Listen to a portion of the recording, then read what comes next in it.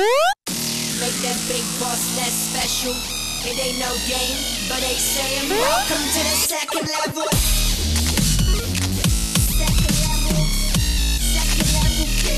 Second level.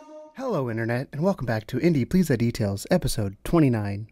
My name's Keegan, one half of Love 2 Gamers. This is Tom. How you doing today, Tom? I'm good. Is that your radio voice? This is not my radio voice. It's like this is my Captain Kirk. It's voice. your late night, like there's some... Like people are going to bed? People are calling in about their love problems, Yes. and you're just like, I'm sorry to hear that, Sandy. It turns out that the guy that you're with seems to be some kind of an alcoholic. Sandy's my mom. Oh, yeah. Thanks. Different Sandy. Sandy from Greece. But we're back. We're back from Indie PopCon. Yeah. And E3 has happened while Indie PopCon was going on. We watched part of the Microsoft conference, part of the Bethesda conference, I think. I don't know. I don't remember. As far as we can stay We watched awake. we watched a lot of things. Yeah. Watched Overwatch League. We tried. There was a lot going on that weekend. Yes. Follow us on Saturday, and I'm sure we'll discuss more and more about Indie Pop and what happened there. And you can see all the videos and interviews we did with indie developers over on our YouTube channel, level2gamers.com. But this is episode 29 of Indie Please the Details, our weekly dip in the world of indie games and indie developers, where we discuss the news and our indie excursions throughout the week. Topping it all off with a topic of discussion that you can join in the comments down below. You can listen to us on your favorite podcast services, Google, iTunes, technically Apple Podcasts. I will always say iTunes because that's what it is. Stitcher, SoundCloud, all the kind of stuff. It's a small. Or you can see our lovely faces and our lovely studio and cool layout if you go to level2gamers.com. I recommend if you are an audio listener, just go look because we did do a lot of take a peek facelifts. I guess it's not you're not missing anything content wise, but it looks pretty. Yeah. Well, you are missing something content wise because every time we talk about a game, there is a video of it playing behind us. So you know, as much as the audio podcast, and I love that people enjoy it so much. But if you are someone that wants a little bit more value out of what you're listening to, and you do have chance to glance at it, you're not like at work and you can only listen through headphones or whatever. Be aware that when we are talking about things, there is footage going on, and if you're interested in those games, then that's where you can see it. But you can always watch it when you get home. If you're like, oh, they talked about that one thing earlier, I'm going to go check it again, and watch it twice, dude. Help us out. It'd be great. You can also continue the discussion online, but off air. Hit us up on Twitter, Level 2 Gamers STL, or Discord, which is we're revitalizing it. That's one of my pushes. You know what's funny is that you're moving more towards Discord and I'm moving more towards Twitter, which is like I've been doing a lot more Twittering lately. I noticed because I'll respond and then there'll be your responses like, oh. I don't even put my name on it anymore, so like everyone's like, ooh, who is it? Who is it? Which one is it? If it's someone being an asshole, it's probably me. But if you haven't joined Level 2, I guess Indie Please That Details, we jump into the new releases first. So let's go ahead and jump in to those new releases, Tom. Let's do it. We're starting with Xbox. Starting with Xbox as we always do. They have the best descriptions. They do. They also have, in my opinion, the best layout when it comes to the way they do it. Yeah, it's easier to follow. So I'm with you. For the week of this week, June 26th. That's like for the week of this week. The week of this week. Luminous remastered. Lumines. Is it Luminous or is it Lumines? I think it's Luminous. I always called it Lumines. I think it's Luminous. That makes more sense. Yeah, you're wrong. Probably. Luminous Remastered brings minimalism to the puzzle game genre, where the fusion of light and sound set the stage for a two-color falling block experience in HD and 4K. Groove to electronic jams while strategically dropping blocks before the beats per minute bar sweeps combos, cleans after each measure. Okay, so it's kind of like... I thought this was a Sony exclusive. That's why I was confused when I saw it on here, because I saw it on the drop for Sony, and spoilers, this is coming out on PlayStation 4 as well. It's Xbox One X enhanced too. Yeah. So I suppose it's probably quite pretty looking. I really thought this was a Sony exclusive because it launched. This was a launch game, I think, for the PS4. There's quite a lot of games that I thought Sony would have forever that are suddenly showing up on the Xbox. Wait, there's more, Tom. Once we get to the end, there'll be more. Trove Geode. Travel to the newly discovered world called Geode. This formerly pristine planet is under siege by invading forces of the... I'm not even going to try to say that name. I will. Oh. Yeah, see? It's Q''BTHULHU''S. Well, the Thulu part is from Cthulhu, but yes. Cthulhu? Bless you. Yeah. The bad monster's army. They seek to lay claim to the Geode's rich resources. On Geode, you'll face all new challenges adapting to this alien world and its peace-loving denizens. What style of game is that? It's like Minecraft. It's a really good Minecraft clone that does more. I feel like I've heard the word Trove before. Yeah, Trove has come out multiple times. There's Trove 1, 2, and 3. World of Tank Mercenaries. Players can expect to explore and fight through an array of fan-favorite maps ravaged by war and time, with original mercenary vehicles available to battle or against the game's existing roster of over 680 vehicles. World of Tanks Mercenaries is the future of World of Tanks on home console. Did you ever play World of Tanks? Yeah, I liked it. The controls were a bit weird, but outside of that, it was fun. It was a weird concept to me, and I guess it's cool. I mean, some people probably dig tanks a lot, but it seems like such a niche genre, you know? Yeah, but everybody likes a tank. I mean, I'm not that big of a tank fan, when you play a shooter game and there's a tank, you get in the tank. Well, yeah, for safety. This is the tank. But then everyone else is a tank, so you don't get an advantage. But then you got to be strategic. Strategic. I was gonna say you got to have some strategy and be strategic. And get in your tank and be strategic. Yeah. That should be the byline. Nier Automata, Become as Gods Edition. Ooh. Xbox One X Enhanced. That is surprising. Invaders from another world attack without warning, unleashing machine life forms. To break the deadlock, the new breed of android infantry is sent into the fray. The Yohara Squad. Nier Automata is a fresh take on action RPG genre that gracefully blends the mesmerizing action with captivating story. Now, is Nier the one they bought No, they bought Ninja Theory. Yeah, which was the I Am Setsuna. Hellblade. No, Hellblade. But Nier is... I mean, a lot of people thought it was going to stay PlayStation only, but... You know what? It's been out forever on PlayStation. It's also been out on Xbox for a while. This is the God Edition. Oh, this Become as Gods Edition. But it's a great game. It's so underrated. It really is, because that game is like 12 games in one, which is something a lot of people don't realize. Like, it changes gameplay style from like R-type, you know, you're going up a screen shooting things with a spaceship, to actual like 3D like Devil May Cry style fighting, and it's gorgeous. So yeah, highly recommend that if you haven't touched it. The Awesome Adventures of Captain Spirit. This is from Don't Nod. This is the prequel. From Don't Nod. To Xbox One X Enhanced. To what's it called? Life is Strange 2. Yeah. Return to your childhood and play a touching, heartwarming, one-of-a-kind narrative experience from the directors and development team behind BAFTA award-winning Life is Strange. As Chris, a creative, imaginative 10-year-old, escape reality with fantastical adventures as his alter ego, the awesome Captain Spirit. I don't think this is a prequel. This is set in the same universe. It has nothing to do, because Life is Strange Before the Storm is the prequel. They were billing it as the prequel to the sequel. This is in the same universe. Yeah. I don't know because they're not attached. Do you know what BAFTA is, by the way? I'm assuming some award show. It's the British award show. It's basically the British version of like the Academy Awards. So that's pretty cool. I assumed it was a big award show because they mentioned it. Yeah, but I've heard BAFTA. I don't know if this is true for everyone, but someone that I was following on Twitter the other day was saying that they had recorded an entire stream of it, and then when it went up, the audio was gone. So I don't know if there's a weird thing where they're like, nope, because Jacksepticeye streamed it and he had no problem. I didn't watch it, but I watched part of his video to see if I'm interested in this. This is one of those games that I'm interested in, but I don't know if I'll ever play it though. The thing on right now is free. Yeah, so but I don't know if I'll ever play it. That's the thing. I'll get it, but will I play it? You know my thoughts on Life is Strange, so I liked it. I might touch it, I might not. It depends on the hair physics. Next up hero, not Xbox One X Enhanced. No. Next up hero is a dungeon crawler featuring hand-drawn heroes that hack, slash, bongo drum, boomerang, and jet their way through adventures. Ventures, by the way, is the name of the world, not adventures. Ventures. Choose your hero and start rolling dungeons, gearing out, and maxing your stats. Invite a friend for co-op. You're going to need all the help you can get. Also available for Xbox Game Pass members. So I have this game already because I have Game Pass for the next 6 months because that was half off. They've been advertising that one for a while. It's been all over the terminals and everything. So that's nice that it's finally had its release. Tour de France 2018. I feel like since Lance Armstrong has gone down, nobody in America cares about this anymore. Basically, you can play Tour de France 2018. I feel like I don't need to read it. It's a cycling game. There's so few people I know that enjoy biking to the point of watching Tour de France. But I mean, if you're into it, then it's always well done. It's always a well done game for cyclists that enjoy playing cycle games. I just think it's super fucking niche. It features local co-op and versus multiplayer. Yeah. I don't know how you I don't know how you co-op in a split screen, maybe. No, how do you do it? No, that's not co-op though. That's local co-op. Yeah, local co-op is split screen, but how do you co-op? That's the local part. Well, you're both in the same race, but you're on the same team instead of against each other. Yeah, but isn't it an individual sport? I don't know how the Tour de France works. I don't know either, so I'm guessing not. I don't know. Epic Loon. This is actually one you'd probably really like. Dive into the bizarre world of Epic Loon, a quirky physics platformer for up to 4 players, playable in couch co-op or battle mode.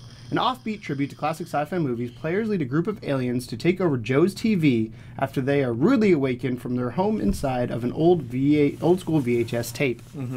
Yeah, this is one that the developers offered us a key for. They gave us a Steam key code. We should get an Xbox code. Well, that's what I'm saying. They also had the option to request others. So I requested other. I requested a couple keys. So we might even have enough to give some away potentially. But I'm waiting to hear back. Yeah, you're right. It does look like my type of game. So I'm cool with it. The other one that I was saying, I've always been surprised that this made it over, but it doesn't because Naughty Dog doesn't own it anymore. Crash Bandicoot Insane Trilogy, Xbox One X Enhanced. Your favorite marsupial is back, in Enhanced, entranced, and ready to dance with the Insane Trilogy collection. Spin, jump, and wump and repeat as you take on the epic challenges adventures through the 3 games that started it all. Crash Bandicoot 2, Cortex Strikes Back, and Crash Bandicoot 3 Warped. I didn't really play Crash Bandicoot growing up. I have this trilogy. We played it on the streams. I played it at game night. It's fun. Everybody loves Crash. It's a lot harder than I remember. So, the whole game. They're all hard, man. Well, this game though, they recreated it with the original physics. They didn't just up-res everything. So they made it from scratch with the original geometry and all that kind of stuff. So there's things that haven't aged very well. Yeah, but for those people that started on PlayStation and moved over to Xbox midlife and missed things like Crash Bandicoot, then dude, get it. It's a solid remake. Or those who started on who had Xbox people and then like jealous of Crash Bandicoot. Yeah, totally pick it up. Crew 2. I'm not going to talk much about it, but the Crew 2 is out. There's a beta this last weekend. It's a car racing game where you can race boats, cars, and planes. And you can I guess the gimmick of it, if that's the right word, is that you can go literally across America. So you can be in LA and you can drive, fly. Is it does it look like you're going into those places 100% accurate? Or it's not a one-for-one recreation because that'd be impossible. That'd be cool. But the way it works is that the major cities are recreated very closely. I don't want to say it's a one-for-one because I don't know. I haven't looked. But when you are going, say you're in Vegas and you look west, you can see a city, which is LA.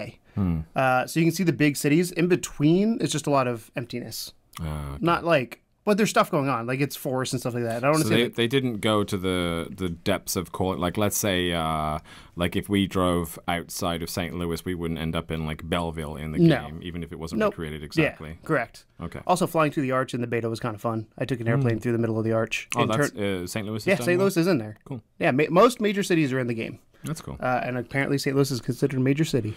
I mean, it is. We have a big arch. Why not? There we go. Magical Breakout. A new twist on the beloved classic Breakout formula. Instead of moving a small paddle back and forth across the screen, rotate the bricks in a circular fashion as you frantically try to keep the ball in the play area. Combined with the fantasy theme and beautifully hand-painted graphics, casual and hardcore gamers will be entertained for hours. This seems like something I would like to try because I love these style games. I think it would work better on the Switch or something. Do you remember back in the game, or back in the day, a game called DX Ball? No. Which is basically a Breakout clone. No. So I played the crap out of it. I'll show you when we're done what it looks like. But DX Ball, I played the crap out of. But that's the roundup for Microsoft. I would say the big ones is obviously Crash, The Awesome Adventures of Captain Spirit, Nier. I mean, everything. I think everything this week. There's nothing really I'm like, that kind of... I mean, there's some that are like niche based, like the Tour de France and stuff. And the tanks. Pretty much, like... Everything's pretty solid. Like, I don't feel like there's a game that I'm like, oh, I don't like this. Let's move on. Solid week. Let's move on to Sony and see what Sony's got. What's PlayStation got What's going PlayStation on, guys? got? The drop. I'm going to say Adamine. It's Atomine. It's either Adamine or Adamini. Adamine is a twin-stick procedural roguelike shooter set in a virtual world with minimalistic design. I like twin-stick shooters. Welcome to Sony description. When we went to Indy and we went to the arcade tappers, I played Super Smash TV, which was like the original twin-stick shooter. It was so much fun, dude. The Crew 2 is also out on PlayStation. Dimension Drive. This actually looks really cool. I don't know if you've seen the trailer. I've not. For this yet. This intense space shoot-'em-up challenge you to fight across 2 battlefields on one split screen. Okay. So it's you got 2 different areas you're trying to control at the same time. It's a cool concept. That's rough. Yeah, but it's a really cool concept. Yeah. Eventide 3 Legacy of Legends. PS4 digital, out $6.29. I don't remember Eventide 1 or 2, so... I do. You do? Yep. I never played them, but what style of game is it? I don't know. I don't remember. I remember them. Just remember the name. I remember, yeah, as I say, I know it's one of those things where you know the name. Yeah. Step into the shoes of Mary Gilbert, the world-renowned botanist and guardian of fern flowers. Looks like a point and click. Once again, explore the mythical realms of Slavic fables. Yeah, if I was throwing out a guess there, it looks click. like a point and click. Far Cry 3 Classic Edition comes out. Great game. Fighting EX Layer. Erica's classic EX characters come together once again for another intense battle featuring the new Goji system that redefines the basics of fighting games. This looks cool too. This is the other one I want to look into. I haven't watched the trailer for it yet, but Grave Danger. PS4 digital. Wanted, Dead, and Alive. Dante, Malice, and Elliot have all been cast as outlaws, and it's up to you to help them clear their names. In a world that wants you both dead and alive, there's no rest for the living or unliving. The art style just looks really cool, which is what got me. It wants me to look more. This one looks real dumb, I'm not even going to lie. Try and pronounce it. Hajwala. The best game in the Arabian I think Gulf. the J is silent. I think it's Hawala. Whatever. But the best game in the Arabian Gulf enjoys stunts and drift styles called Hajwala. Customize your car the way you want. Design your driver character as you like. It looks like a generic racing game. Yeah, generic racing game. This one's gonna be fun. Ikagura? Say it like you mean it. Ikagura? Ikaruga. There you go. Is a unique shooting game with white and black polarity. Switch polarity and absorb enemy bullets. Defeat 3 enemies of the same color in succession. Weird. The Journey Down, Chapter 2. This cool. is another one we That is, I mean, I know we've been away for a while, but I feel like the first one came out not too long ago. It came out in the last episode we recorded. Right? Good for them. Far below the noisy metropolis of Saint Armando. Bawana follows the footsteps of his lost father together in Quito and Lina. In their search for the mysterious Underland, they discover a dark conspiracy surrounding the fate of Captain Conadodo. I remember you struggled with that last time. Why can't they just have normal... Why can't his name just be Joe? King of Fighters collection, the Orochi Saga. Orochi Saga PS2 Classic. Featuring the most extensive... I'm assuming it's KF's King of Fighters collection ever. The compilation contains 5 complete games: KOF 94, KOF 95, KOF 96, KOF 97, and KOF 98. Got them all. At least they were, they were consistent. Jumping to the original KOF story arc featuring the beginning of the series' most famous rivalry, the death feud between. I'm not even gonna try. I know the Yuri Yagami, but Kyo Kunsagagi. Kyo Kusanagi. That's it. I cannot do Japanese names. Lori Yagami. Yeah, that one I can do. Luminous Remastered is coming. Next Up Heroes coming. This is another one I think you would like. Do you see The Night Journey? Immediately, yeah. Explore a vast, mysterious landscape on the spiritual journey. Immerse yourself in the visual artwork of an intense... Immerse yourself? Immerse yourself, sorry. Immerse yourself. Immense yourself. In the visual artwork immense right now. Internationally acclaimed media artist Bill Viola and the interactive designs and the award-winning team at the USC Game Innovation Lab. Yeah, looks cool. Psychedelica of Ashen Hawk. Hello, Japan. PS Vita. That's all I'm going to say. PS Vita lives. Yeah. Rainbow Skies. I mean, really, it does, though. I mean, there is always a fucking PS Vita Rainbow game Skies. on every one of these drops. Rainbow Skies. PS Vita, PS3, and PS4. So if you don't have a PS4, you can get this too. They're still coming, baby. Keep the Vita alive. Rainbow Skies is a fantasy RPG with turn-based battle and a humorous story.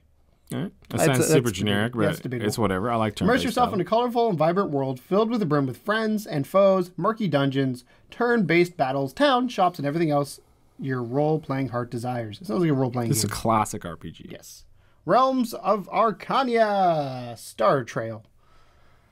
Star Trail is a faithful remake of Realms of Arcania's classic sequel. This hardcore RPG features dozens of talents and spells, distinct races and character classes, as well as the challenging isometric turn-based combat system. There's a lot of RPGs coming out. There's another VR game. We're going to skip that. Slime-san, Super Slime Edition.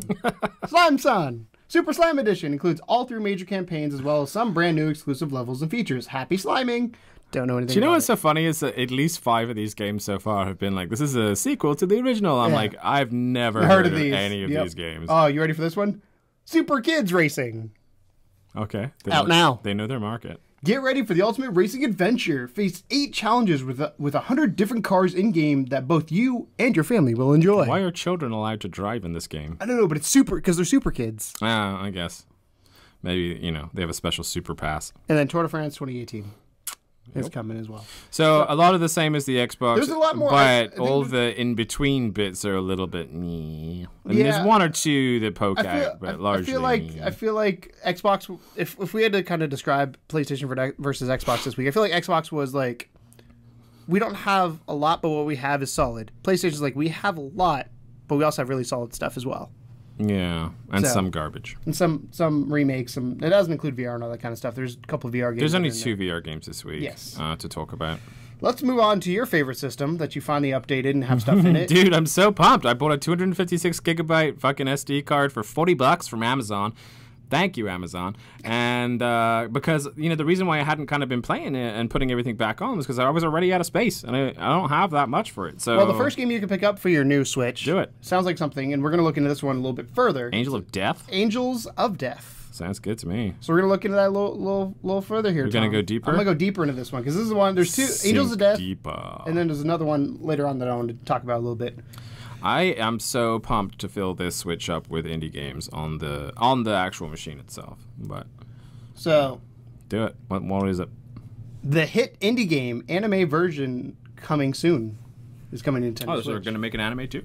I guess. Good There's times. no description of it though.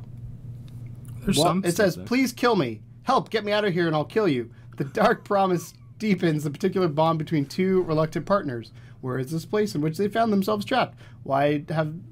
Why have they been imprisoned here? What does the fate have in store for them? Thus begins a dangerous, terrifying escape mission from a mysterious sealed building. Just like a young girl and a dude with a scythe, who I was assuming is like death. Yes. So, I'm assuming she's the angel then. This is the weird death pact situation. I like it. We also have the arcade Neo Geo, as we feel like we have every week. This one is Puzzle Exchanger. We also have Arcade Archives Renegade. Also, I didn't say, but Death Angels is $15. Oh, cool. The other 2 are It's weird that this, you know what, Switch is the only one that ever has the fucking prices on it. Did you notice that? Well, this is their actual store. You can go here and buy it from Yeah, true. Well, this isn't the store, but you can go do it. Dream Alone. This is another one I wanted to read a little bit more into because this looks like something. Awesome. Dark and difficult 2D indie platformer. This one actually has like a description. Hold on. Here we go. Dream Alone is a 2D platforming game with classic platform gameplay, deathly traps, and a dark storyline and unique hero abilities. A mysterious sickness strikes a quiet village. One by one, the townspeople fall into a coma, entire families falling prey to a death-like state.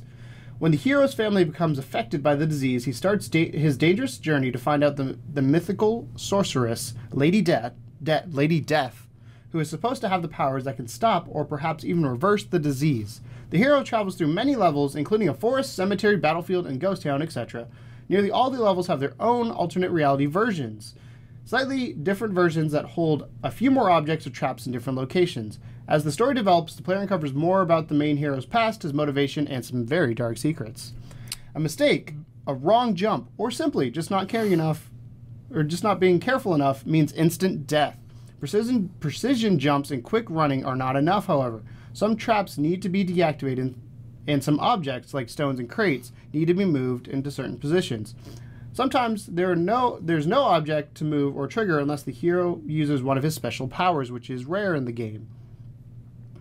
I'm assuming special power is rare in the game. The hero may jump into an alternative reality. Some traps can be avoided if only time moves slower than the usual, thanks to another special ability. In some cases, this hero can create a clone of himself. But using all your abilities and finding your way through the different realities, you may find Lady Death. You know, Fat Dog Games. Everything about what you just said reminds me of the type of game we would find at a conference on an indie table. It's kind of like the art style is cool, but the mechanics are basically ripping off everything else that does that. Not necessarily ripping off, but paying homage to. But like at the same time, there's nothing about that really stood out as like, oh, that's interesting. Yeah, the art style. You know what I mean? I mean, the art style's dope. That's true. Yeah. Outside of that, it sounds like generic 2D platform puzzler 101, like Braid. You know what I mean? So what else you got? We got Figment, which is $16. I kind of want to go through a couple of these, but I don't know if I will because time. Fossil Hunters is $17. You know what we should do? And this is me thinking on air. If you guys want us to go back and cover one, these will stay on here for the next week, so we can go back and kind of give a bigger in-depth look, or maybe make it a spotlight now. That just or just do a solo video on it. Grave Danger is out on Switch. Limbo is now out on Switch. Oh, MotoGP 18's out on Switch. Lindo's out on the Texas Instrument Calculator at this point. No Heroes Here is out. Paranautical Activity. I saw that one. Photon Cube, The Journey Down Chapter 2. Wolfenstein 2, The New Colossus. That is the good one. That is surprising. Anima, Gate of Memories. Wolfenstein Crash 2, Bandicoot Insane Trilogy. Oh, perfect for Switch. Waking Violet. And Spring 2018 doesn't have an actual date. Reigns, Kings and Queens. You know, Wolfenstein 2, though, let's hover on that for a second because, I mean, you don't have to actually read about it. It's not an indie, but the fact that that has made its way to Switch is huge news, dude. Like, that's something that, like, the Switch has been drowning in indies, which is awesome. But at the same time, like, we've been saying, it does need a couple AAAs here and there to keep it afloat. And, I mean, that is a graphically impressive game that is apparently able to be run 100% on the Switch. So that's I wouldn't say cool. It's able to be run 100% on the Switch. They probably have to tweak graphics. Well, I don't know. I mean, I've not played it, but like, it's still like that's a relatively new AAA title. Let's do a roundup of Nintendo right here. Sure. Because the problem with these is they don't have descriptions, and if I have to open a little page, it's a long description. But if you have a Nintendo Switch, buy indie games. There's a bunch of them. Oh, yeah. I mean, every indie developer we talk to wants to put their game on the Switch. Yes. It's the first thing they say. Yes. Oh, well, PC, but then Switch. Well, yeah, after console-wise. Yeah. It's the first thing they say. Like, do you want to go and Switch? it's weird because, like you've pointed out several times, Xbox was kind of king of indies for a while because of the Sony's Xbox Live. Xbox wasn't the thing. 360 era.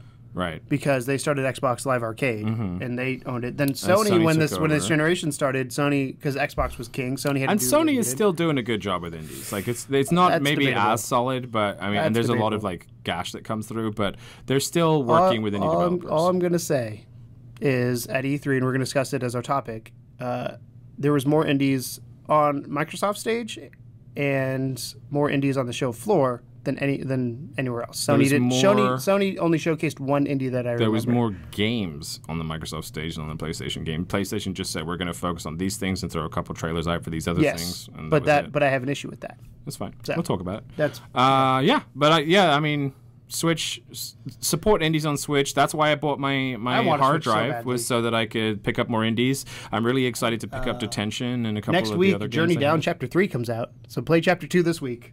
I also want to get Party Hard if Party Hard is on it. I think it is. I think it is. I believe that came out on That's such a good game. The other big game that's coming later on is Octopath Traveler. Oh god, I can't wait. The demo was amazing. Yeah. Yeah.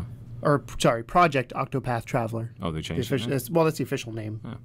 So I just liked Octopath Traveler. That's your new releases for the week. I really want a Nintendo Switch for that purpose. I think I would play the crap out of indie games, and I love I go on the PlayStation Store and trying to find some, but the problem I have with them on there is you don't separate them out good. No, finding them even going on here that the way Nintendo does their website. I just go to Nintendo. If you want to know, the link's probably down in the description. But if you go to nintendo.com/game/coming soon Nintendo Switch. You know, a lot of it as well, though, is that I feel like Nintendo only does physical copies for their bigger titles, and there's a million digital ones. So basically, if it's digital, a lot of the times it's an indie. It's not a perfect rule, but it's definitely close. So yeah, that's your roundup on Xbox and PS4 and Switch, and we'll catch you back with the detail list right after this.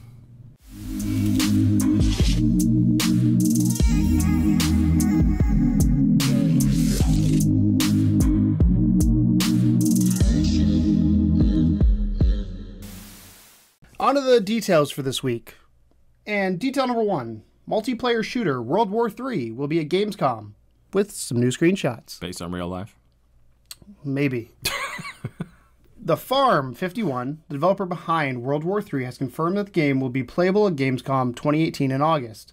World War III was first announced nearly a month ago. The game promises a fresh take on the combined arms formula seen in Battlefield with all the things a modern combat setting offers. World War III will be playable on the show floor for all Gamescom attendees, and Farm 51 staff will be there to meet the fans. It sounds like there will be 3 locations announced so far. Warsaw, Berlin, and Moscow will all be playable. So World War III is definitely happening in Russia by the sounds of it.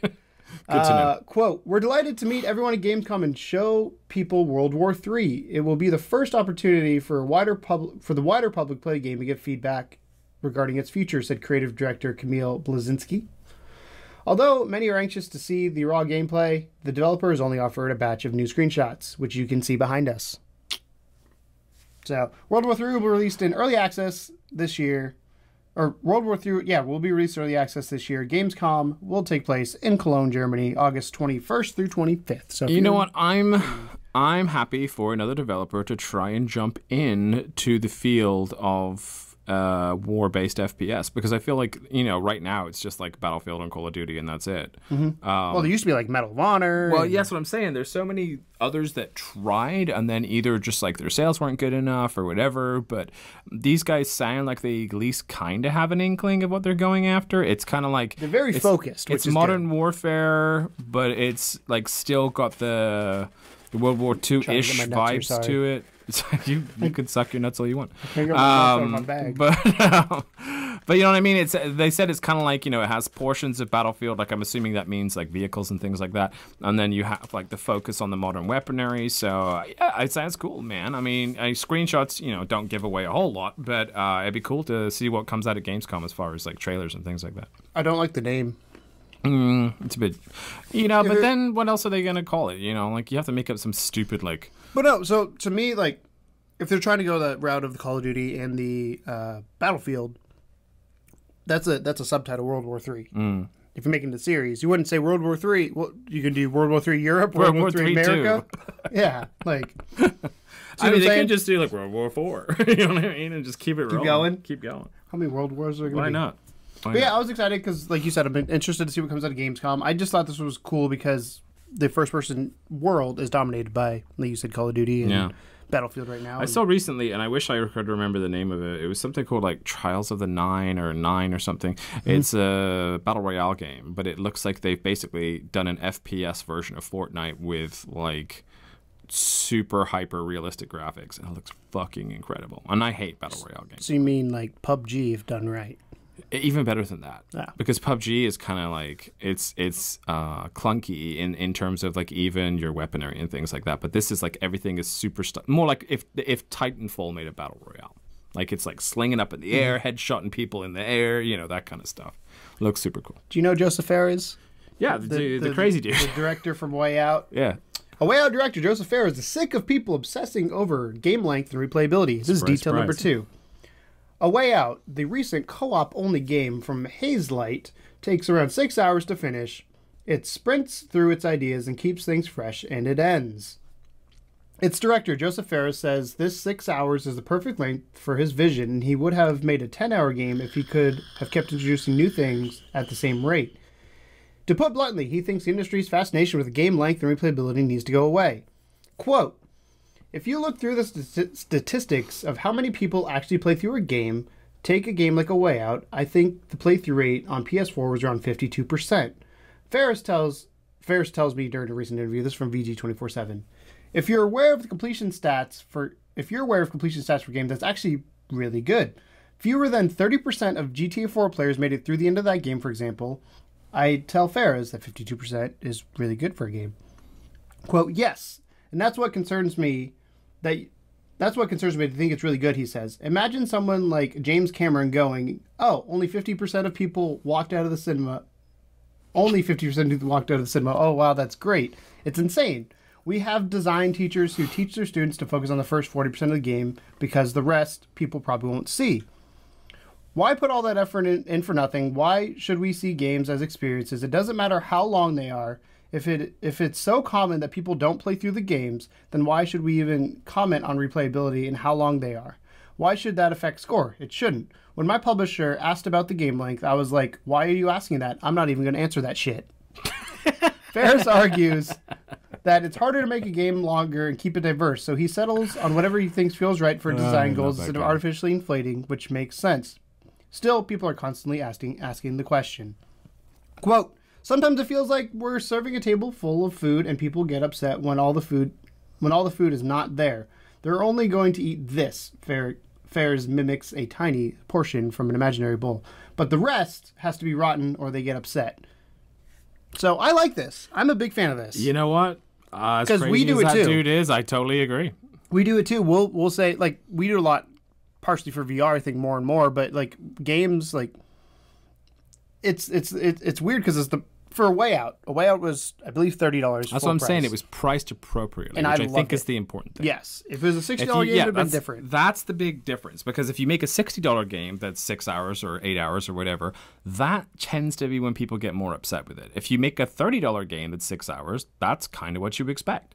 You know, especially the type of game that he's talking about. And I totally agree that there is a lot of people that won't complete a game, they won't see the end of it, and that should not stop you from it's funny because I joke the 14 to 20 hour mark in AAA games is when I stop. Or no, sorry, level 14 to 20 is when I stop. And you completed A Way Out. Mm-hmm. You went all the way through it. Mm-hmm. So that says something that you are one of that 51%. And I want to play it again as the other character, even though I know how it's going to go. So there's replayability. I mean, not really. I just want somebody else to enjoy the experience more than anything else. Yeah, but it would be interesting for you to experience it from a different viewpoint. Yeah, as I say, because the what you do is slightly different. So there are slight differences, I guess, between the characters because you do take different paths in certain areas. Right. But yeah. I think he's spot on with that. I think, like I said, pricing appropriately is my big caveat to that. I think if he'd have put it out as a $60 game and was still complaining about this, I'd be like, you know what? You shouldn't charge people that much then. Yeah. But the fact that he priced it appropriately, like, yeah, absolutely. Why not? Same goes for indies. I like his James Cameron quote. Yeah. Oh, only 50% of the people walked out of the cinema. That's great. Yeah, I mean, movies and entertainment that's interesting because, like, the thing about that's kind of even more interesting if you think about it is when you go to the cinema, you almost sit through a bad movie just because you pay the extra money for it. Mm-hmm. Whereas I've only walked out of 2 movies in my life. Whereas if you're on Netflix and a movie's shit, you might just turn it off. Mm-hmm. You know what I mean? So it's kind of, that's an interesting byproduct. Entertainment in general is weird like that, though. Yeah. But I think he has a point. Detail number 3: PUBG has lost half of its player base on Steam since January. Shocker. In January, PlayerUnknown's Battleground peaked with over 3.2 million concurrent players on Steam. Since then, PUBG's player numbers have continued to decline month after month, and that 3.2 concurrent peak is now down 50% to 1.7. The average number of players has seen a similar drop. This is no secret, and it's clearly visible by tracking sites like Steam Charts and I'm going to say GIP, it's GITHYP. It's just a place to track Steam stats. Yeah, it's kind of like GitHub, but Git Hype. It's also not surprising the vast majority of games decline in popularity over time. For PUBG, however, it's a little disappointing to see. PUBG has consistently exploded in popularity with every month, and it managed to break records in a way we never thought possible. That said, 1.7 million players is nothing to scoff at. Plenty of games would be happy to have even 10% of that, and it's unlikely to affect queue times in the near future. Before you move on with this, they've released, they have another map coming now? So that'll be 3 maps total. Yes. They still haven't addressed a lot of the core problems, though. And Fortnite, being cartoony, reach the kids. The thing about PUBG is it's very adult orientated. Sure, there are kids that'll play it, but the idea of going around and finding a choke for your shotgun and stuff is like that. You don't get that in Fortnite. You pick up a shotgun, it's either a good one or a bad one, and then you go with it and you hope for the best. Plus the crafting element of that drew in a lot of kids from the Minecraft era. So I don't think they should really compare themselves that much to Fortnite because they are so different in how they accomplish the same goal. But I think that this is all their fault. But this week we got a Fortnite-style event pass along with the launch of the game's newest map, which is specifically designed to offer faster action, not unlike what Fortnite offers to people. So there was actually a backlash when they announced that new event pass that people fix the game. Yeah, that's if. Stop bringing out new shit on a game that no one wants to play because it's broken. Yes. It's not that nobody wants to play the game. They don't want to play a broken game. Yeah. That's what it is. I think that game, like you said, if it gets technically sound, and I look at the Division. It's a prime Division and this have a lot of parallels. Division launched, cool concept. A lot of people enjoyed it. The game was technically broken. Like you would have bugs where you would get stuck, and it still does, but not to the same extent. Ubisoft, to their credit, said, we're not releasing any of our DLC. We're pushing that all back until we fix the base game because we don't want to build on top of a foundation that's already broken. Pretty good with fixing their shit. So, and now I played the Division last night, and it's been out for what, 2 years? So, granted, I go in and out of it, but like I've been hopping back into it, and it's a lot has changed. It's crazy in the 9 months that I took off from Division where we are now. It's like, oh my god, there's so many new things. Like there's a global event going on right now, which is why I hopped back in. But I don't know. It's crazy to see the parallels between those two, and I think Ubisoft did it right, where they said we're going to not release any new content and we're going to fix it. And I think a lot of people want PUBG to succeed, but I don't know what Blue In Hole my or humble Blue Corp opinion, whatever. PUBG is still the better game at its core. I think that like the fact that PUBG is more adult oriented for me anyway. It's more adult orientated. I like the way that you find your weapons and your augmentations to the weapons more. I think that you feel definitely more accomplished if you get first in a game like that versus Fortnite. Like you can play PUBG for a lot longer in a single session than you can play Fortnite. Fortnite tends to be pretty pretty quick. Like every round is like 15, 20 Which is why tops. some people like them. Right. It's personal preference. On Exactly. And I'm saying like for my personal preference, I always preferred PUBG. And I know there's some people that still, like my scrim still plays it all the time. And there's a lot of people that do. I dig it. And I really want them to succeed with it. That is the reason I bought a goddamn Xbox. And currently that sucker's gathering dust, you know? And I really hope that they can just not try and compete with this other game in terms of popularity. Just like you said, take time to slow down, fix what's wrong with it, then worry about trying to maintain the popularity of it. Because if you fix what's wrong with it, then those players might come back. The prime example, again, Division. Division tanked. After, like, it launched, it sold really well, and then the player base dropped. I was still in it, but then it got to the point where once they did those fixes, the player base is actually back. Oh, well, I guess I wouldn't say now, but there's an article probably 4 or 5 months ago. The Division player base was back to what it was at launch. And that game, at that point, was a year and a half old.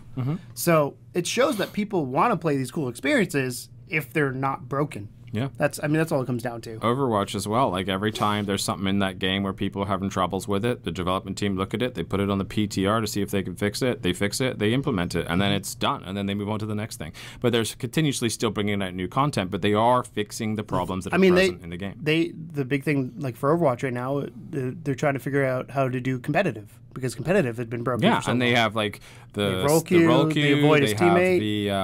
The avoid his teammate. They have the what do you call it now, where you can like say someone did something good at the end. I forget. I can't remember, but it's the new one. Official name is. But you can be like, this person was a good teammate. Accommodation this person or was whatever. A great healer. This person was a good, shot caller or whatever. And then those go towards the queuing system, so that you're going to end up playing with people that have more of these promotion things, which means that essentially the bad players are going to play like with each other. Water, like which is good, The oil's going to sink, and because it'll show the kind of player you are. So, yeah. But moving on, detail number 4: PUBG's my biggest competitor, Fortnite.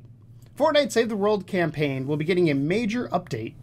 With the 1-year anniversary approaching since becoming available in early access, the popular co-op game Fortnite is getting a huge update for its Save the World campaign, which is the $40 single player, or not single player, but the not battle royale. It's the solo game. Yeah. But you can still play co-op. Yes. In a post by the campaign's developers titled Save the World State of Development, they detailed specifics of the update and discussed their goals to bring players more missions and enemy variety.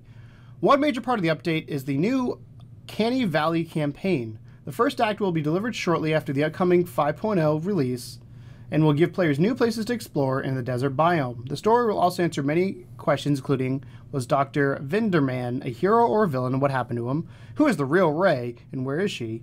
What really is the storm and why did it happen? That's cool. Another big part of the update is the reintroduction of the Challenge the Horde mode, focused on getting into quick combat quickly by dropping into a map with a pre-built base to battle waves of enemies while getting limited time to craft weapons, build structures, and lay traps. So it sounds like a PvE version of Battle Royale. Yeah, but everything's pre-built for you, so you just survive in what you're given and then try and tweak it as you go. Yep.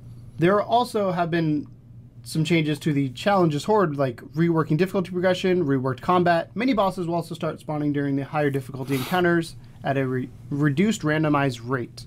There will also be an extension of the collection book, hopefully in version 4.5, that will allow players to directly acquire specific heroes and schematics. I'm not going to go through all this, but basically, there's a big update coming to Fortnite. And what's funny is, when PUBG announced their update, people are like, because it was broken.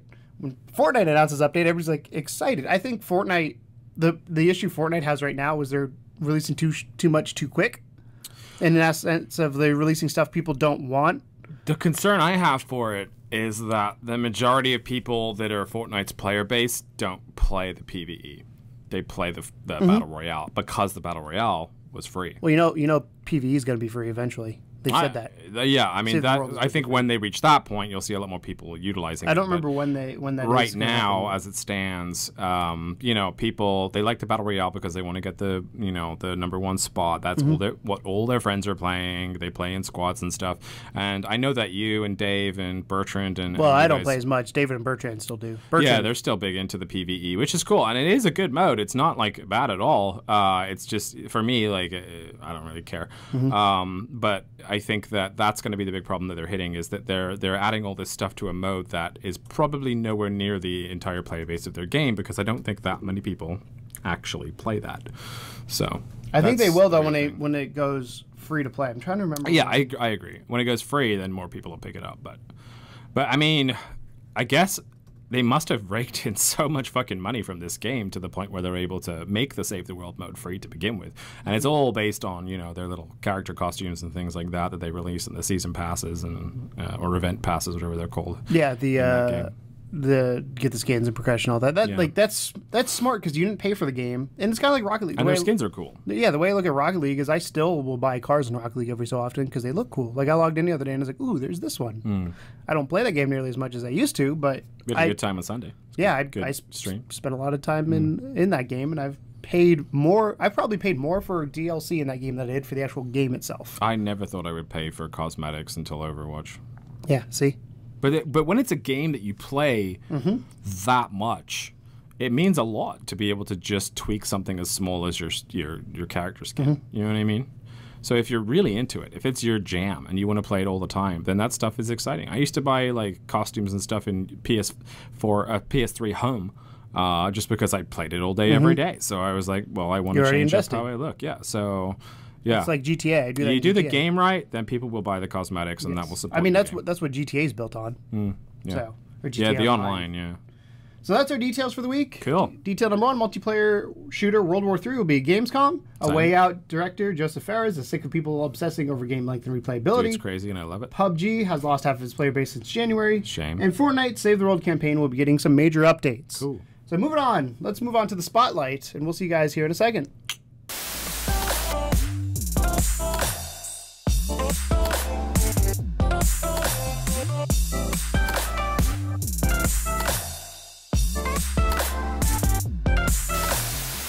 And the spotlight this week, Tom, there's 2 of them. We went to a convention called Indie PopCon, and we saw both of these games. One we played before, and came back and saw an updated version of it. One is a new one that we saw this time around. First one is Slug Slasher. And what Slug Slasher is, basically, it is a 2D platforming game where you are fighting your way through a bunch of different slugs as a little human boy thing. I don't know exactly if you're an adult, if you're a child. I remember when they started out, it was a chef. Well, you can change the hats, though. Yeah, I think they've changed a couple of them. I became Indiana Jones at one point. So, but the premise of the game, at least from the demo we played, which was, we were told it was the first level plus an area that's later in the game, but the way they transition, you go from the first level straight into it. Gotcha. It's just a 2D platformer where you go along and you eventually fight a boss, and the goal is to save this I guess world you're in from the slugs that have taken over. Save the Earth from the slug invasion. Yeah, you have the big slugs that you got to fight. First things I noticed was, again, I played this last year and it was good. It got me excited. They're actually gonna be a Pixel Pop as well too, so I'm excited about that. But last year I played it and there was a few things that I didn't like. I felt like I kept dying that were not my own accord. But they added a lot of new things since last year. So the couple things they did is they now have a hook shot, where you can grab and hook and swing. Yeah, grapple. Yeah. Which was really cool. Yeah. The jump mechanics felt more smooth. The fighting of enemies felt fair, even though at times you'd be overwhelmed. And they added a dash that allowed you to attack. So say I'm being crushed in the corner, I could dash, damage the enemies as I'm going through, and then still be on the other side, hit them back that way. So for a 2D platformer, as you know, I love those type of games. Those are my jams. I fell in love. I finished the demo and I wanted to play more. Like I wanted to play it again. I was like, okay, they're probably they got to be bringing the same one to Pixel Pop. I would think so. I don't think I'll have a new one in like 2 weeks or 3 weeks. I doubt it. Yeah. But it'd be a lot of fun. Maybe they'll have, because they said they had an area that wasn't technically in the demo, but the build wasn't ready yet. So hopefully they'll bring that and I can try it. But no, it's basically it's a straight 2D platform, but the art style is amazing. One of the biggest things that they fixed was I couldn't tell when you're jumping from platform to platform, which is a lot in this game. On the background and the foreground, you couldn't tell the difference. I remember you saying it. So now it's more and more noticeable. There was a couple parts where I was like, I did a leap of faith and hope to God something was below me. Sometimes that's fun. Yeah, but sometimes it's not. There's also was one time where I was swinging up. I got up on the platform, and all of a sudden I just go flying, and I was like, "What just happened?" And apparently, some cannon dude just shot me backwards, and like we've never seen that happen before. There was the slugs with the baseball bats that were pretty handy at twatting you across the room as well. Yeah. So Slug Slasher is just it's a I don't want to say generic 2D platformer, but from its gameplay, it doesn't do anything unique. But it does it all really tight and really well, and I think it's going to have... It's funny because the developers are just students making a game for fun. It started as a school project and it just kept going. And I want them to finish this game. I really want them to succeed. I mean, the world of indie development in general, the more and more that we look into it, the more and more kind of bad I feel for indie developers, honestly, because they put so much heart and soul into these projects, and sometimes they just do not make the return that they deserve. For every 100 games that come out, for every Overcooked. Yeah, for every Overcooked, there's like 99 other games that just fail miserably at what they're trying to achieve. So when you start to see a game, especially one that we've seen twice now of these conventions, and it's improving, you can feel the mechanics getting tighter, you can see the graphic improvements, you kind of feel like, man, these guys might get somewhere with this. Like, we are super pumped to actually play this on full release, and it has a Steam page right now, which you can go and check out and put it on your wish list. It's being released. It's being released. They've confirmed on Steam. Yeah, they would like to do it on Switch, like everybody else. I think it will definitely be accepted to Switch. But they could not confirm nor deny whether that was happening. Yeah, I think it's going. I think Nintendo has a penchant for the nostalgia. And I think if they look at that and they're just going to go, yeah, perfect 2D platformer, let's do it. But it looked I didn't get to play the build either time around, actually. You were pretty much the go-to guy for Slug Slasher. But everything I've seen and everything I've witnessed and like how much improvement was made in a relatively short time. And the other thing I think is exciting. I joked about with the developers is they also have the opportunity for merchandise. Like I joked, I go, I want like your slug on a T-shirt. I want a poster. I want something like that. Like, have you thought about that? They go, yeah, it's expensive to do that. And like, I'm sure he's not wrong. He's not wrong. But they have so much opportunity to expand outside just the game and make this like a true world, which gets me excited. The other thing I really liked about the build we played, because last time I played, the build I played last year was just kind of the city tops. This time I went down into the sewers, and it was dark. You had a flashlight around you, so you could only see like a little ball around you, and I like that because it shows level diversity. So I'm interested to see. They said I think there was 5 different.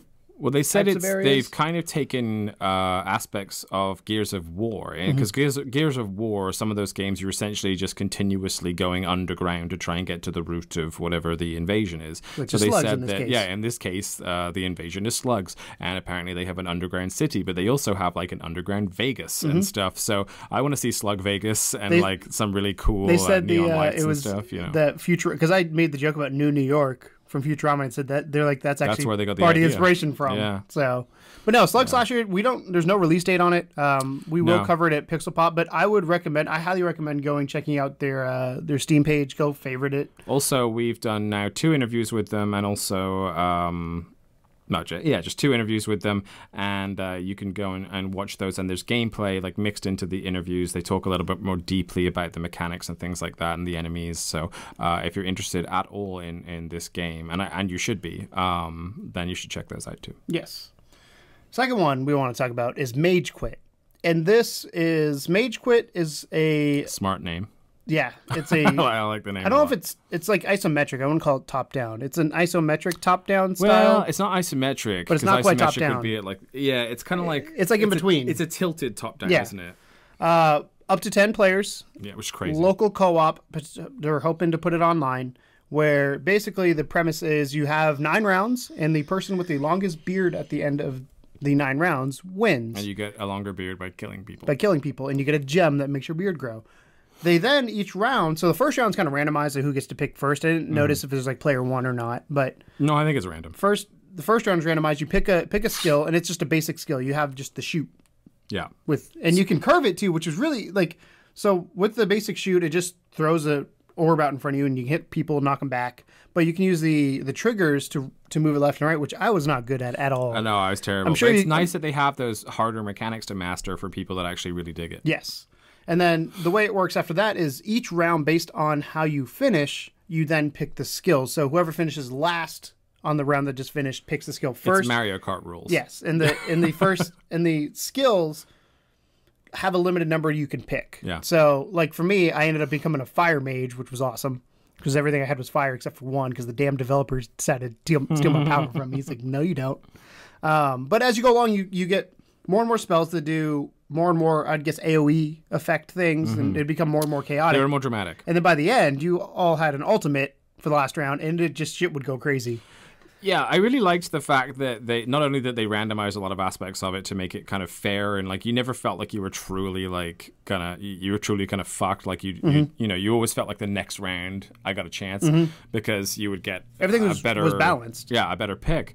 It's balanced super well, but and there's also like there was some of the things that you could get were defensive spells, so you could put up a brick wall between you and someone. I had one that was a fire. It was a fire, I guess, orb, tornado, whatever you want to call it, around me, that if somebody shot me, would deflect back at them and hit them. The other thing was the level designs. So a couple of levels had things that would interact. So like the one I remember the most was the volcano one, where literally as time went on, there was, I think, 6 platforms when you started, or 7 platforms, sink. And they would just disappear, so you all eventually get close. It's kind of the PUBG Battle Royale mode where you get into forced one. into the last one, yeah. But not every level did that. They didn't all have the same one gimmick. With like a bridge that would show up from 4 different angles that you could go into the center and fight. So they took a lot of time in doing the level design, and we've both kind of, I think, agree that if they get the online done well, this game could be a success. The problem is getting 10 people to play couch co-op. Yeah. Well, I don't think 10. I think 10 might even be too wild for it. I think the developer even pointed out that there's like a sweet spot somewhere around 4 to 6. Yeah. Which I think he's totally right with. But it's nice that it's an option. Because we had 4 when we 5. played 5 when we played. Yeah, because we had one guy show up. Yeah. Shout out to that guy. Yeah. But what I really liked as well was the way that they introduced. And here's the thing about it is, and I don't know if it was just because it was controllers that were being used instead of a keyboard or whatever, but like they would. It wasn't like the spells were mapped to one button and you had to cycle through with a scroll wheel or anything. It was like you literally had such a basic start, and every round you would have a new button that did a new spell. So it was like, okay, now you have a spell over here. Your basic attack is X or A or whatever the bottom one is. And it would be like, this one is a defensive, which is a circle. And then like, so not only were you gaining new spells as you went across, you were gaining more buttons to play. So it's almost like you're kind of forced to be super basic to begin with. And then as it goes on, you can start doing combinations and kind of utilizing those new button things.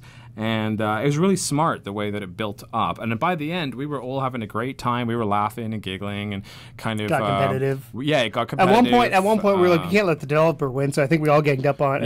We ganged up on the developer. Brett was his name. Yeah. That was it. But yeah, it was a solid title, and he told us a really cool story in the interview, which is again up on our channel. Shameless plug. Where he was at some convention, I can't remember where he said, and he was talking to some guy about the game, and he was like, "Yeah, I heard there's a Nintendo scout here, and I really wanted to, his name's Wes or whatever. He's like, I really want to talk to this Wes guy. I'm so excited to show him the game and all this stuff." And then the guy just hands him his business card, and it says like Wes Nintendo of America or whatever, and he was like, "Shit." He's like, "You're talking to him." Yeah. Which I thought was great. So yeah, I really, and it's a 2-man development team as well, just 2 brothers, and they started out just super rough. One of them could do assets, one of them could make game development, and that was it. And then so they came a long way with it. They have one game that kind of like didn't really go anywhere, and this one seems to be shaping up nicely. So Mage Quit is it's a good party game. The name of the game, super good party game. Looks like a lot of fun, and it's kind of silly in a good way. I think the only thing they could really use is more polish, to be honest. I feel like the mechanics are there, like the skill sets are there, but I think like let's like polish up the menus a little bit. Let's maybe make the beards more ridiculous with their growth and that kind of stuff. Maybe change color beards or something. Yeah, like there's definitely some elements that they could add to it to make it just a little bit more kind of crazy and kooky. But I did think it was a great title. I enjoyed it. Yeah. A lot of fun. So, Slug Slasher, Mage Quit, keep an eye out for those. I don't know if Mage Quit has a Steam page at this point. I don't think it does. I don't recall. But I don't remember. Yeah. But I think it does. Keep an eye out for both of those. And check out our interviews with both development teams, because those are the two games from Indie PopCon that I was super excited, because I was like, oh, I'm going to cover all the games, and I was like, well, A, that's quite a few, and B, those two just were heads and shoulders, in my opinion, above everything else. Was there Cattails was good. They were closer to complete, I think. Yes. I mean, aside from the fact that Cattails was actually out, but it's just not my type of game. Cattails is not a very you game. It's much more me, and of course, Azili enjoyed it a lot as well. It is a wonderful I just little like title, cats. but it's yeah, you don't like RPGs that or much, cats. and you don't like cats that much. So really, you're not the target audience. Yeah, but I do. So except for the cat thing. If it was a dogs, I'd be about it. We said dog DLC. Yeah, dude, make dog tails, and I'm all about it. But yeah, those are the most kind of complete games that were still technically in development. So definitely keep your eyes peeled for those. And like we said, check out we actually, like, you can either like just type in Slug Slasher or Mage Quit into our search bar, or go to the Indie PopCon playlist, because there's a whole bunch of other stuff there too, including other games that we played. Was another one we played, and some other cool shit. Yeah. So. That's our spotlights for this week. Slug Slasher Mage Quit. Like we said, we're going to cover more Slug Slasher Pixel Pop, because they're going to be there. Yeah, so I'm excited to talk to them again. I love those guys. I really Ryan want Resky is the name of the guy that we continuously talk to, and he's a good dude. I want them to bring that new build, because I want to play something. Email him, ask him. I might. He's on Twitter as well. I know. Yeah. So let's move on to our discussion after this.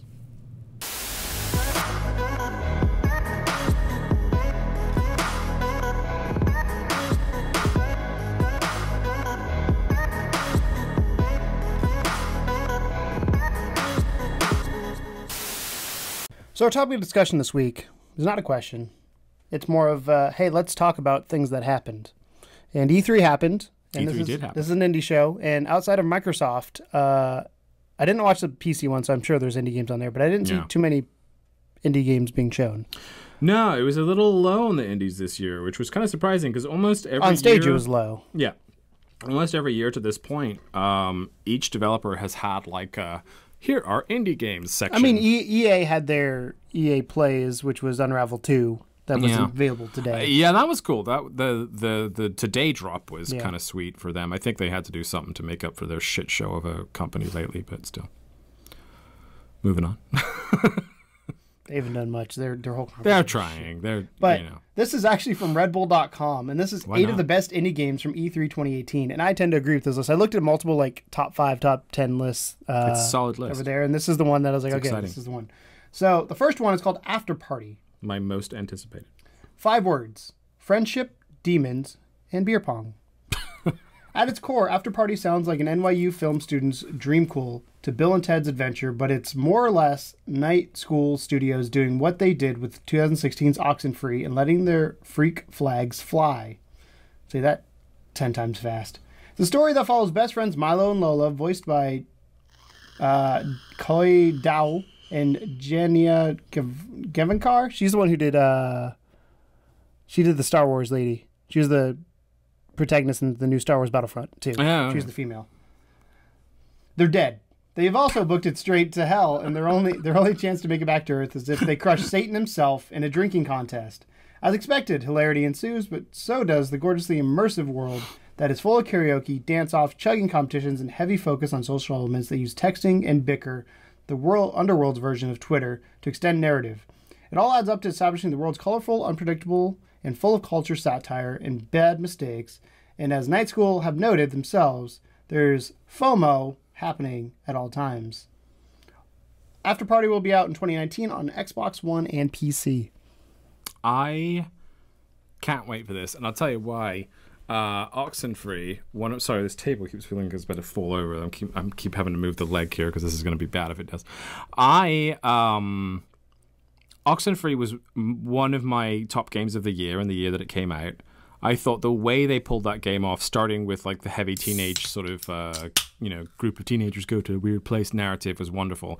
The way they dealt with dialogue was incredible. The dialogue in that game is like, I think probably my favorite dialogue of any game I've ever played. And just the fact that they kind of went more and more mysterious and supernatural with it as it went on. Beautiful game. So these developers, I trust them implicitly to pull this off very well, and I'm very excited about it. It looks very similar to Oxenfree. It does, presentation, but just like they have this kind of like almost like a neo-noir feel to it as well, where it's kind of like it's all like purple and blue hues and stuff. So hell looks like Vegas. You know what I mean? So I'm down. I think it's gonna be great. Next one, Killer Queen Black. With a new home on Switch, Bumblebee Studios, Killer Queen Black has the potential to be one of the biggest party games of the decade. Why? Well, it's all out chaos. The updated take on the 2013 arcade game Killer Queen pits 2 teams of 4 players against each other with a goal to win in one of 3 ways: filling the squad's hive with berries, steering a giant snail to their group's side, or killing the opposing team's queen 3 times. So the snail's like a payload? Yes. It's advanced tug-of-war meets Towerfall Ascension, and to update any, the devs are setting up a dedicated channel to stream every match that involves high-ranking teams, a.k.a. the mythical Black Team. Oh, so they're trying to make it an esport, too. But this is a Nintendo Switch exclusive. Awesome. So we got to point that out. So that's one you can only get on Switch. It looked cool. It doesn't look like a game I would necessarily play, but it looks like... It looks like Duck Game and all those kind of things. Where it's a 2D pixelated art style. You can fly, and amongst other things, but it does look great. I thought, I don't know if I would buy it personally, because if it was like a platformer, I'd probably buy it. But the fact that it's like a weird like MOBA kind of, I don't know if I'd be that into it. But yeah. I'm just happy that Switch is getting more indie exclusives. So next one is NeoCab. Have you ever dreamed of role-playing a cyberpunk crime-solving Uber driver? Yes. Then NeoCab is for you. The upcoming title for San Francisco's Chance Agency throws taxi cab confessions into a deep emotional survival game that orbits around dialogue choices and an overarching noir plotline, and a unique emotion mechanic that's like a Fitbit to your feelings, for your feelings.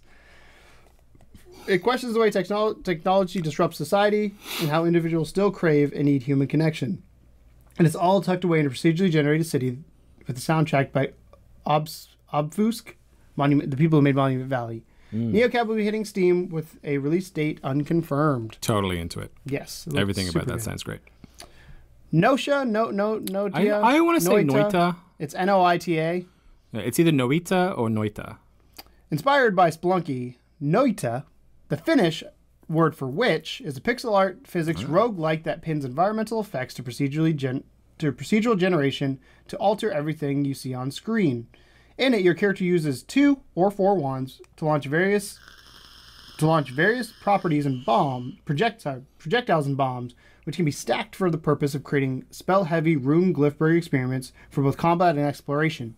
You'll manipulate fire, water, gas, slime, acid, and blood, as you'll find yourself covered in all of the above, and Noita's enemies are fantastical 2D representation of the physics teacher you had back in high school. It's just here Miss Penny is the first form of cave fights, and they're capable of setting off their own chain reactions to fasten you to the loop, live, die, and repeat. You know, the most impressive thing about this, after watching the trailer for it, was that, and they pointed out in the trailer, was that it is down to the individual pixel. So when you create explosions and things like that, every individual pixel, and that is a lot of pixels, will like shatter or explode or whatever. So it just looks gorgeous, and I guess you can get away with it because it's an old style game on a new style system that can definitely handle pixel physics in AAA games. So the fact that they're sort of taking that and running with it and making it just looks gorgeous. So yeah, pretty excited about that one too. I'm excited about this one because, David, we're going to play this. The premise of Overcooked is simple. You manage a kitchen with 1 to 3 friends and try to prepare as many restaurant orders as you can without strangling the pal that's to your left and right. Overcooked 2, on the other hand, is that, but multiplied by 1,000, and to the point where you might seriously start a rap beef over the fact that your childhood BFF is completely incapable of chopping tomatoes. The sequel is packed with new stages, characters, and recipes that require you to bake, barbecue, broil, in a tiny little cherry that's filled with TNT. There's online multiplayer, and a new mechanic that lets you throw items. In other words, thanks Ghost Town Games in Teen 17, your friends are now destined to taking a slapping to the face. Overcooked 2 will be out August 7th on Xbox One, PS4, Switch, and PC. Obviously, original Overcooked, super popular. Couch co-op released only. on everything. We had a great time with it, despite your rage. So, yeah, why not? More Overcooked is never a bad thing. The fact that it's online is, I think, going to be really good. That'll be helpful. I would, as long as the lag and ping and situation is kind of dealt with. I don't think there's going to be any issue with it. There's not much going on in that game. Yeah, I think you're right. But still, that's the only other concern I would have with that.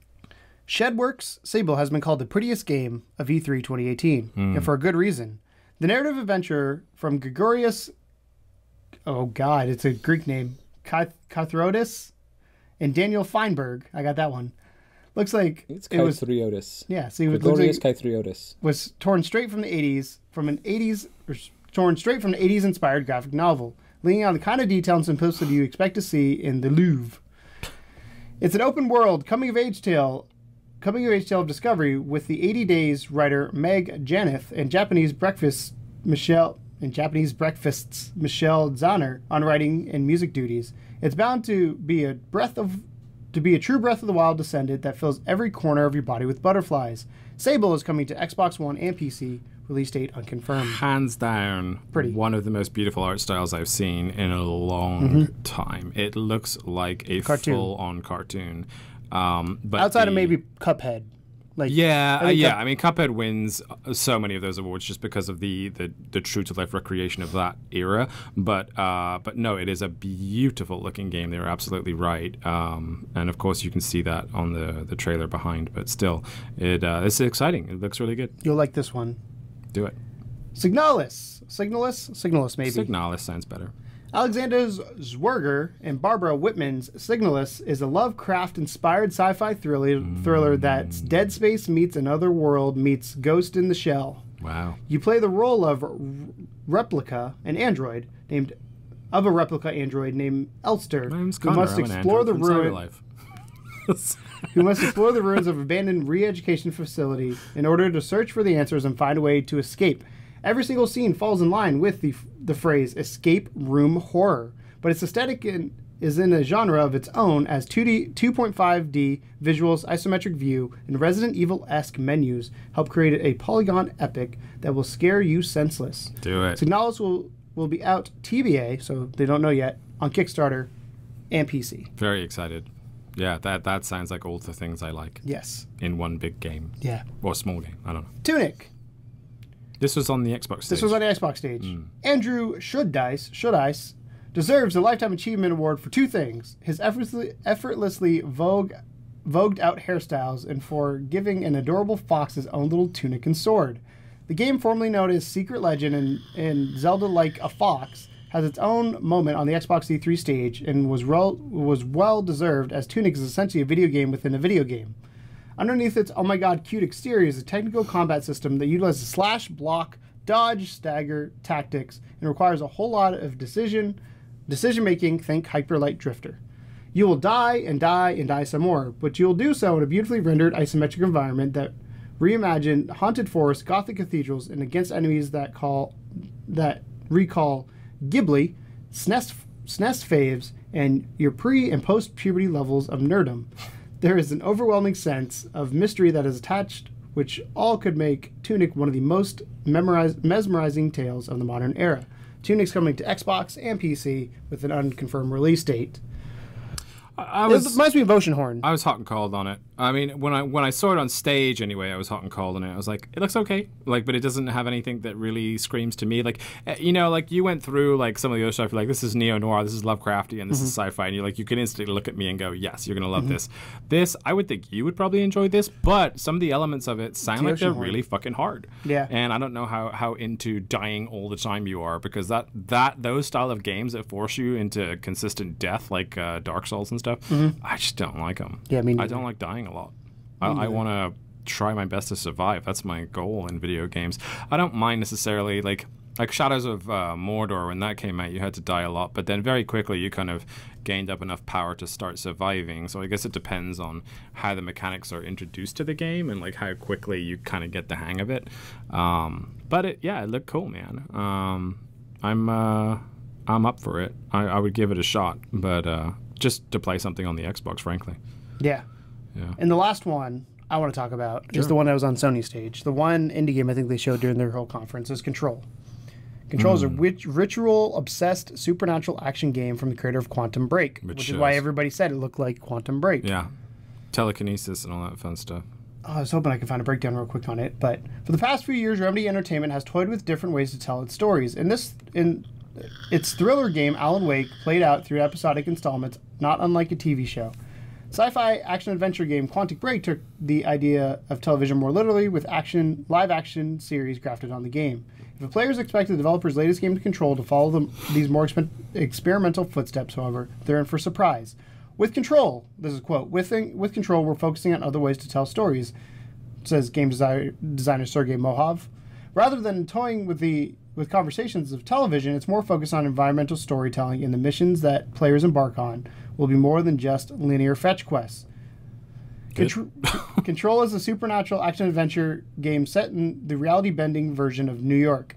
Its lead woman, named Jessie Faden, has become entangled in a struggle between mysterious invaders known as the Hiss and a secret government agency called the Federal Bureau of Control. After the Hiss invades the Bureau and murders its director, Jessie is chosen to take on the mantle through a strange and ritualistic process. Can we give a shout-out to a female protagonist here as well? Oh, yeah. Don't see enough of them. So, rituals are a huge part of Control, and in the demo of the game I watched at E3 last week, Jessie could be heard quietly repeating incantations and mantras to herself. Yeah. So I'm excited to see what this is. I don't know a lot about it. The trailer looked wonderful. Looked cool. Remember all of us going, what is that? Yeah, the kinesis elements of it looks kind of neat. And the company, I mean, Alan Wake and Quantum Break were both well received. I still wish they would fucking make Alan Wake 2, but, it looks like a good stopover until maybe they get to that point where they're comfortable to do that. But, yeah, I mean, it was definitely pretty impressive. And it was a surprise, too, which I liked, because Sony had kind of said at the beginning of their E3 conference, there's going to be no surprises here. Mm-hmm. We're focusing on these 4 big titles that you've already seen, but we're going to show you more than you've ever seen before, including, Last of Us 2 gameplay and Ghost of Tsushima gameplay. But they, in between showing those 4 games, started doing all these trailers and everything. We were like, holy shit, what is this? And that was one of those moments. So, yeah, big shouts to those guys, and it looks great. I can't wait to play it. So that is, or has been, Indie Please That Details episode 29, your weekly dip into the world of indie games and indie developers. We discussed the news and our excursions throughout the week. Topping off a topic discussion, you can join in the comments below. You can listen to us on your favorite podcast services: Google Play, Apple Podcasts, Stitcher, Apple iTunes, Stitcher, SoundCloud, all that kind of stuff. You can also see our lovely faces and our setup on level2gamers.com. That's level, the number 2, gamers.com. To continue discussion online but off air, hit us up on Twitter at level2gamersstl or Discord, link in the description, because I'm not going to tell you what that is. It's a bunch of letters. Yeah, get in our Discord. Whoa. Yeah, that's right. I'm yelling at you now.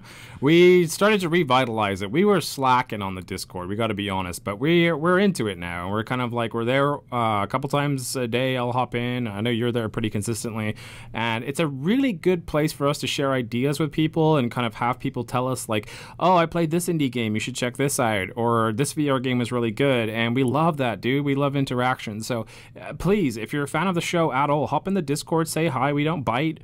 We'd love to have you there, and you can literally talk to us at any point on any day, and we're both in there, and we're both like very sort of active. So if you want to be able to talk to us on a daily basis and recommend things to us or ask us questions about indie and or VR or YouTube and Twitch in general, like that's or just have discussion with other people in there. You don't have to talk to us. Yeah, you don't have to talk to us. There's plenty of cool people in there. They're all good. Our community is awesome.